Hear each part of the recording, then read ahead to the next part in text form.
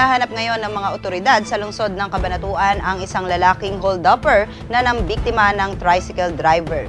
Una rito, sugatan ang tricycle driver na kinilalang si Reynan Sarmiento E. Johnson, 23 anyos, binata, residente ng Barangay Barrera ng naturang lungsod, matapos barilin ng hold-upper sa General Tino Extension, Cabanatuan City. Sa salaysay ng biktima, habang sakay ng tricycle, bigla na lamang siyang tinutukan ng baril ng sospek at kinuha ang kanyang wallet. Binilisan ng biktima ang pagpapatakbo sa kanyang tricycle para maiwasan ang sospek, ngunit sa kabila nito ay nagawa pa rin siyang barilin nito. Samantala, napatay ng mga operatiba ng pulisya ang dalawang notorious na hold-upper matapos makipagbarilan sa Barangay Digmala sa bayan ng Bungabon.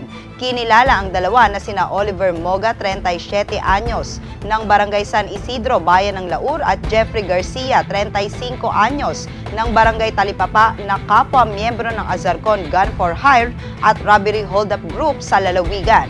Batay sa police report, bago maganap ang shootout ay niratrat at napatay ng dalawa ang magsasakang si Raimundo Nicolas sa nasabing barangay. Kaagad namang rumisponde ang mga tauhan ng 73rd Infantry Brigade ng Philippine Army, 4th Maneuver Platoon ng Provincial Public Safety Company at Bungabon PNP kung saan napatay ang dalawa. Paalala po sa ating mga kaibigan, lagi po tayong maging alerto at mag-ingat dahil ang krimen ay nangyayari kahit saan, kahit kailan. Ako po ang inyong bantay krimen, Clarissa de Guzman.